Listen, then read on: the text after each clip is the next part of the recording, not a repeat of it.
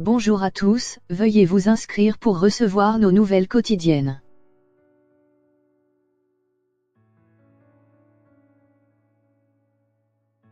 Magic Johnson, 26 mois de présidence des Lakers au bilan mitigé.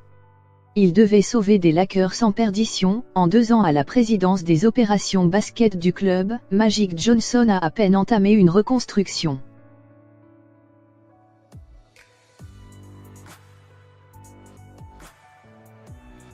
La nouvelle, tombée dans la nuit de mardi à mercredi, a secoué le Staples Center.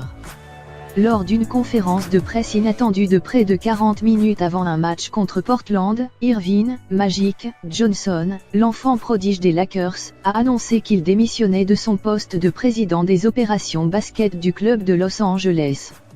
Sans avoir prévenu personne au préalable, à un match de la fin de la saison, alors que son club de toujours, 10e de la conférence Ouest, est déjà éliminé de la course aux playoffs. La fin d'un mandat de 26 mois, au bilan très mitigé.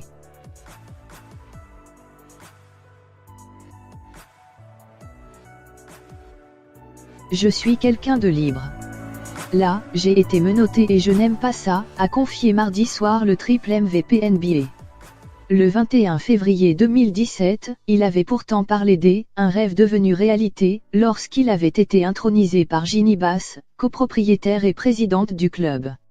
Les Lakers, privés de playoffs depuis 2013, traversaient alors une des pires passes de leur histoire. Arrivé comme le Messie, Magic promettait de travailler d'arrache-pied avec Luke Walton, un grand coach, pour faire revenir les Lakers au titre NBA.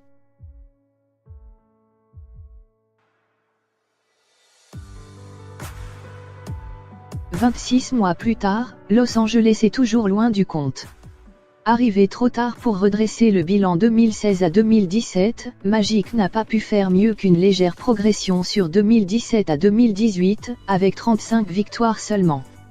La renaissance, la vraie, était prévue pour la saison actuelle.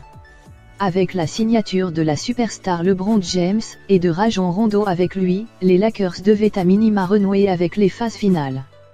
Perdu. Plombés par les blessures coup sur coup de ces deux recrues, malgré un bon début de saison, les Angelinos seront une nouvelle fois en vacances dès la mi-avril. Un nouveau revers sportif qui devait, selon les rumeurs, mener à l'éviction de Luke Walton, avant que Magic ne prenne tout le monde de court.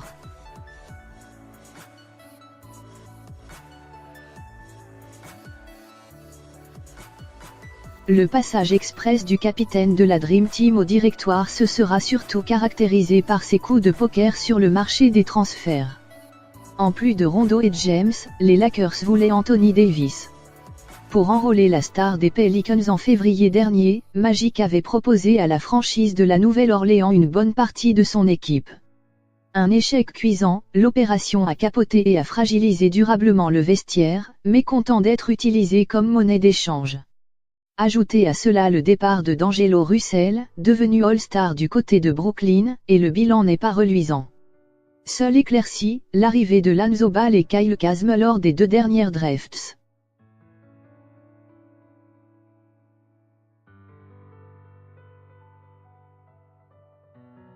Interrogé sur ses résultats peu satisfaisants par les journalistes en conférence de presse mardi soir, Johnson estimait avoir fait la moitié du boulot dans le retour des Californiens sur le devant de la scène. Simplement en ayant fait signer King James. Grâce à lui, les ventes de maillots et l'intérêt des fans, qui se cherchaient une icône après la retraite de Kobe Bryant, ont largement augmenté. Mais pour l'heure, le coup est plus médiatique que sportif. Même s'il a dépassé Michael Jordan sur les tablettes des marqueurs NBA, LeBron n'a joué que 55 matchs cette saison et n'a, à 34 ans, plus que quelques années au plus haut niveau.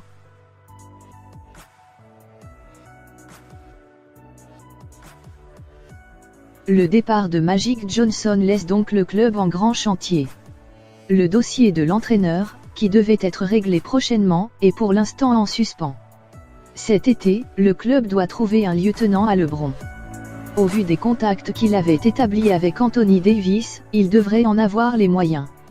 Mais sans leur directeur sportif, qui reste un des visages de la franchise, les Lakers pourraient perdre du poids dans les négociations.